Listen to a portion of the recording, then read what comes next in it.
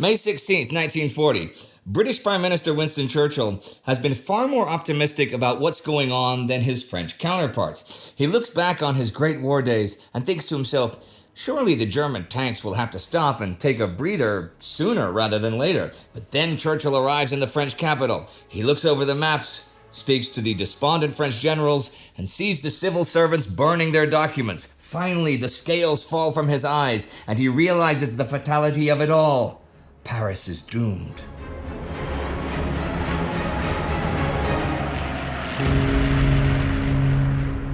I'm Indy Neidell, and welcome to our World War II mini-series 10 Days in Sedan, where we cover the German thrust through the Ardennes, the rage of the Reich, and the new confrontation between old enemies at Sedan, the crucible where the fate of the Axis and Allies converge.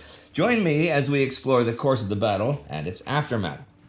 Okay, last time we saw how a French counterattack at Sedan failed, allowing Heinz Guderian's 19th Panzer Corps to start its breakout into open country. French 2nd Army Commander Charles Hunziker basically opened the door for Guderian by shifting his defenses to the south. Nearby, Georg Hans Reinhardt's 41st Panzer Corps broke through French defenses and pushed ahead to Montcornet. Further north, Max von Hartlieb's 5th Panzer Division defeated a superior French tank force at the Battle of Flavion, allowing Erwin Rommel's units to push on ahead far into the French rear. French Prime Minister Paul Reynaud informed Churchill that the battle for France was lost. This morning, as he prepares to travel to Paris, Churchill is nowhere near as despondent as his French counterpart. As he told Reynaud yesterday, he believes that sooner or later the Germans will have to stop as their supply lines become impossibly stretched. After all, that's how it was during the German spring offensive back in March 1918. Then, as now, the enemy made a dramatic break through the Allied lines, spearheaded by fast-moving shock troops. But the attack had run out of momentum fairly quickly because the supply lines simply could not keep up, and the Allies used their reserves to launch a counteroffensive. However, it is no longer 1918. It is 1940, and the Prime Minister's appreciation of warfare has fallen behind the times. Here's how Churchill puts it after the war.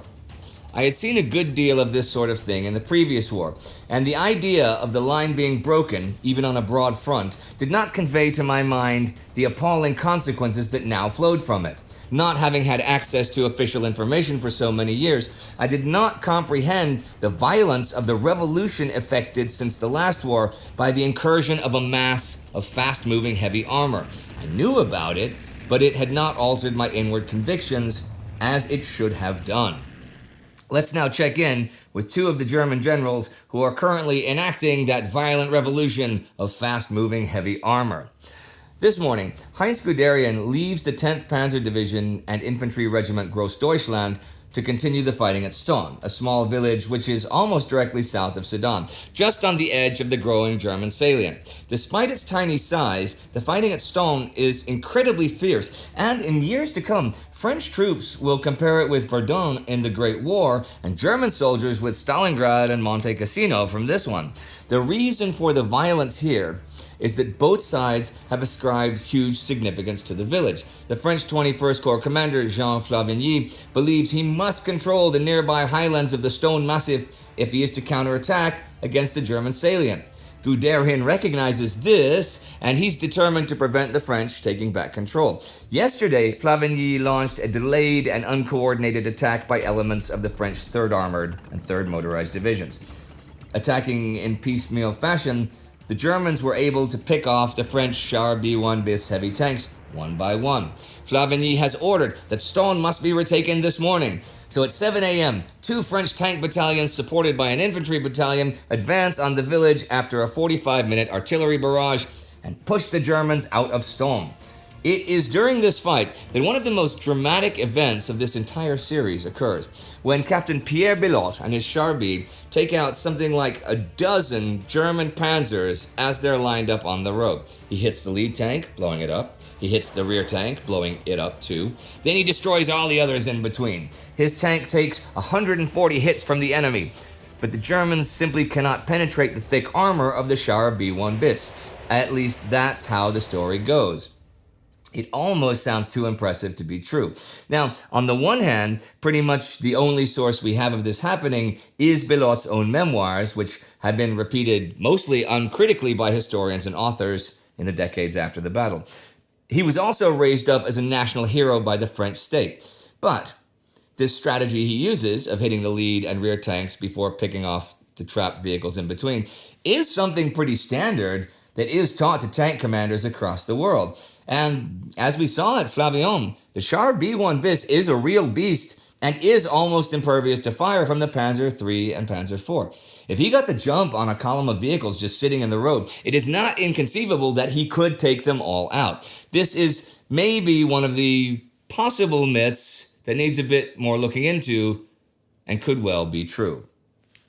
The intensity of the fighting here has only made the French more determined to control the village. In fact, Charles Hunziker, commander of the French Second Army, has concluded that Stonne is key to the whole German plan. He thinks the advance westward out of the bridgehead by the 1st and 2nd Panzer Divisions is really just a diversion or a probing mission. In his mind, the real German attack will be a drive southeast by the 10th Panzer Division via Stonne to attack the fortifications of the Maginot Line from the rear. So he decided to shift his forces onto a line running from Attigny to Inor on the southern side of the German salient. In effect, this has opened the door for Guderian's other 2 divisions to race ahead while the French grind themselves down in the hell of Stonne. Further fighting took place at Stonne on the 16th of May and subsequent days.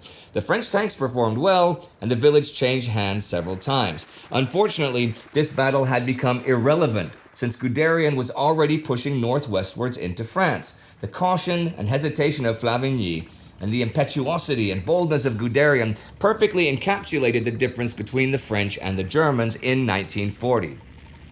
Let's leave Stonne for now and check in with the main German drive westward. I'll start not with Guderian, but with Georg Hans von Reinhard and the 41st Panzer Corps. Yesterday, the 6th Panzer Division from the Corps, under Werner Kempf, reached Montcornet. In doing so, they essentially ambushed a hastily established blocking force consisting of General Albert Boucher's French 2nd Armored Division. Kempf's forces managed to smash up several of the soft-skin supply columns and catch some of the tanks while they were assembling. Things are no better for 2nd Armored Division today. The wheeled vehicles have advanced by road, with the tanks being transported by rail, as we saw last time. This means that any cohesion has been lost, and units have been scattered across a wide area. Unlike the Germans, the French continue to insist on deploying their tanks in small groups, rather than concentrating them in a larger force. This morning, Bruch can only locate 7 of his 12 tank companies, and these 7 are scattered in an area of about 80 by 60 kilometers. The 8th Panzer Division under Adolf Friedrich Kunzen gets itself forward. He advances along the Liard-Montcornet line and finishes the job that the 6th Panzer Division started yesterday. This newly formed panzer wedge thrust its way right through the middle of the scattered elements of Boucher's division, which was thus torn apart into 2 halves along the Liard-Montcornet line. As if things could get any worse, most of the supply elements with the fuel trucks and the regular units were in the south, whereas the French tanks were cut off from them farther north. A number of Char B battle tanks were standing on the railroad flat cars, almost without gas, in the unloading stations when they were surprised by Reinhardt's panzers. A later report prepared by the Parliamentary Investigating Commission said, as of the 16th of May, there is no longer any 2nd Armored Division. There are only scattered units whose commanders are trying as best they can to maintain order and to carry out all kinds of amended orders, to avoid air raids and German panzer spearheads, while command agencies of all kinds trying to get through to them only add to the confusion. As for Guderian, the 1st and 2nd Panzer Divisions break through the French defenses on the line of hills west of the Ardennes Canal and then push westward on parallel axes of advance, although the French troops in their path really do not make things easy for them. The 1st Panzer Division takes the southern route, with its right wing clashing with the 3rd Spahi Brigade. The North African cavalrymen fight tenaciously, but are eventually defeated after a long battle. The left wing engages the leading elements of the 14th Infantry Division, part of the newly formed 6th Army under General Robert Touchon. The 14th is one of the French Army's elite units, and they prove themselves worthy opponents. But the problem, once again, is that the French simply haven't been able to get enough of the division's men to the front quickly enough, and the Germans are really only fighting against one regiment's worth of men. By nightfall, the French regiment has been forced to retreat towards Rethel. Meanwhile, the 2nd Panzer Division takes the northerly route, pushing towards the 53rd Motorized Infantry Division.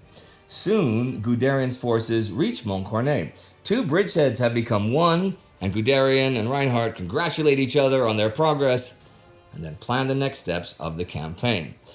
The French have formed up their next line of defense along the Sambre and Oise rivers. In doing so, they have finally abandoned the deal plan under which they entered this whole war. Well, the Western Allies entered this whole war. This means pulling back French and British forces in Belgium and ceding their previous positions to the approaching German infantry of Army Groups A and B. The main Allied focus has finally, at the 11th hour, swung to the south.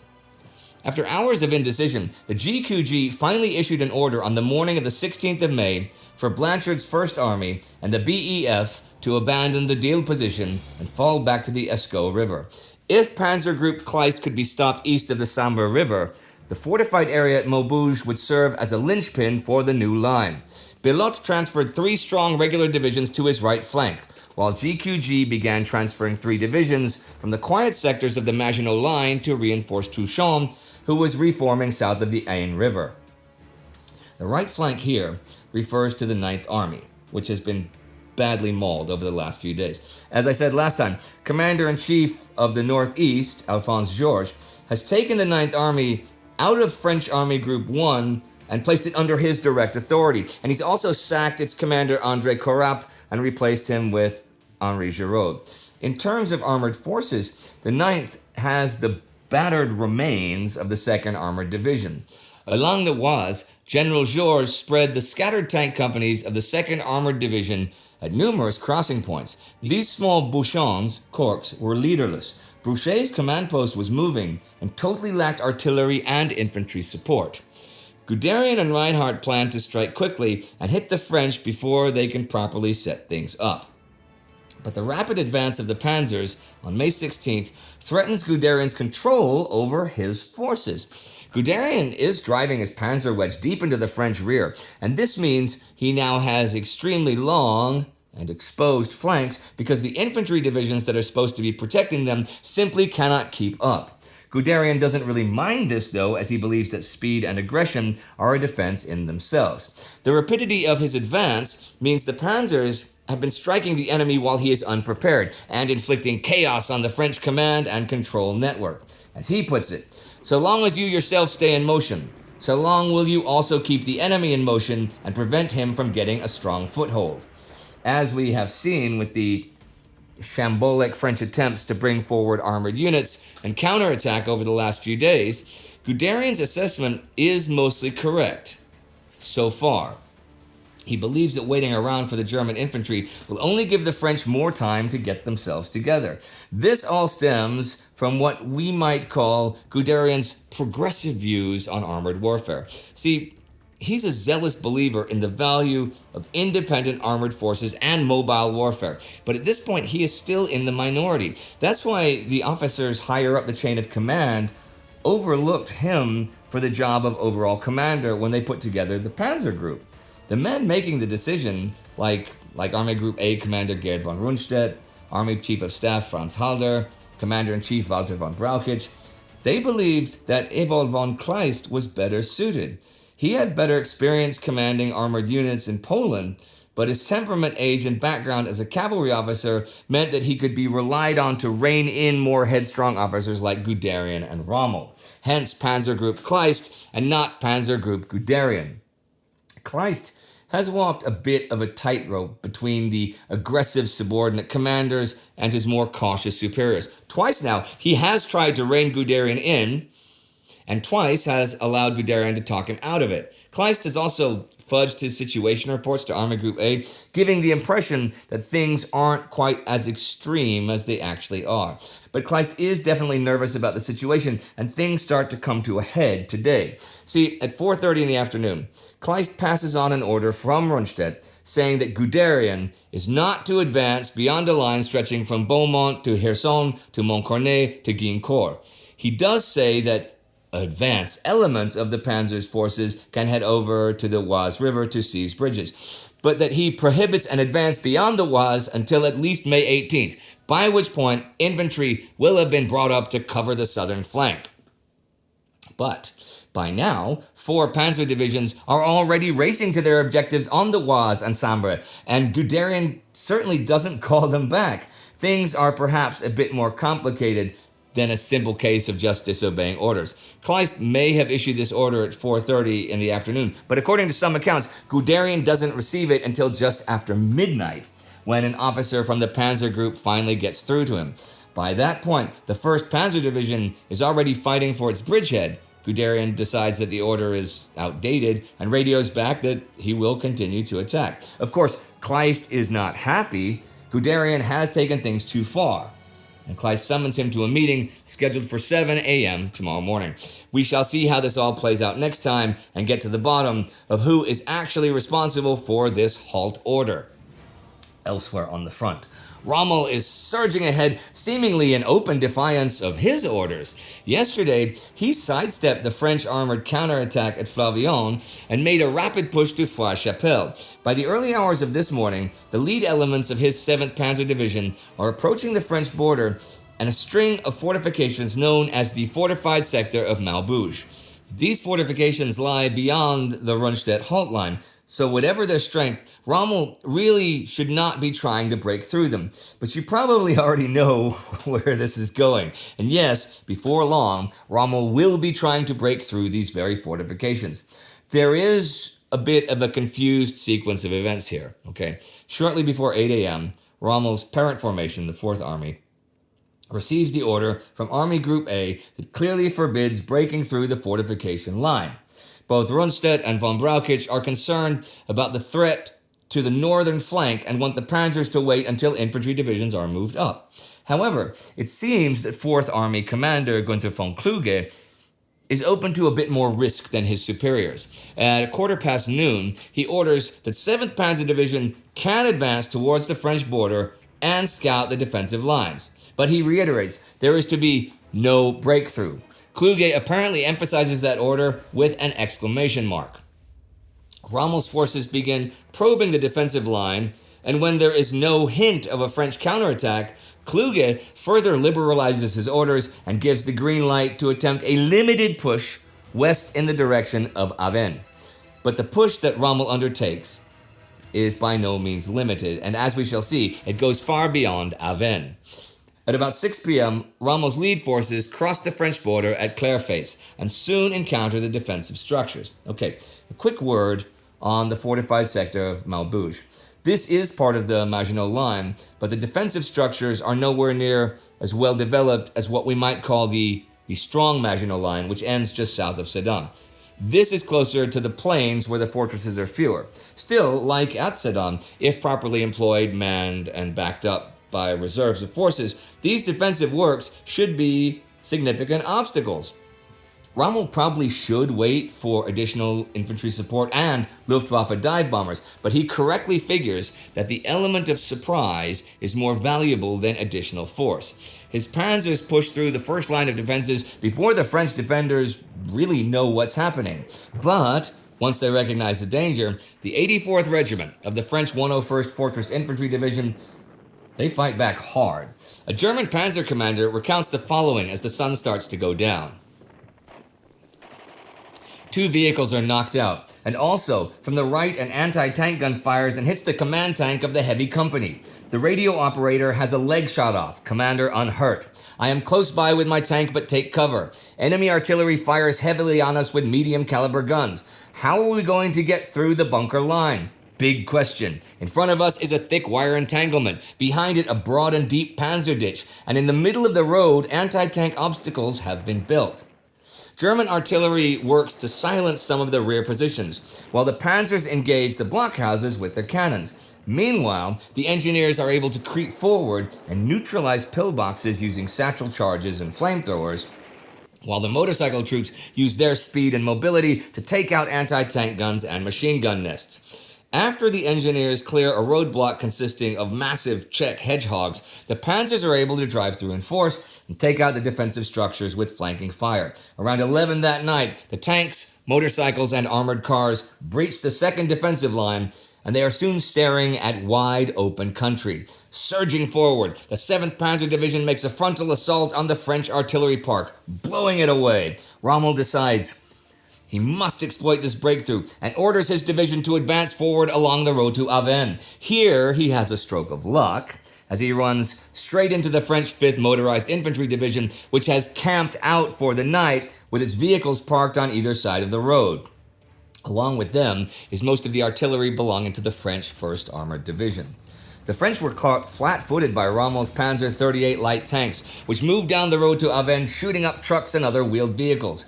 All of the 1st Armored Regiment's artillery was captured, and the 5th Motorized Infantry Division scattered. Rommel pushed on, entering Avesnes around midnight.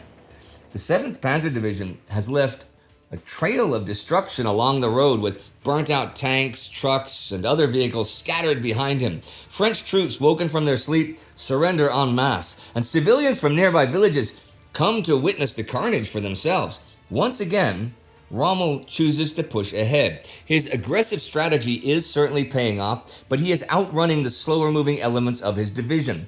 The main body of his force, including the 2 rifle regiments, has settled down on the Franco-Belgian border for the night, almost 20 kilometers away.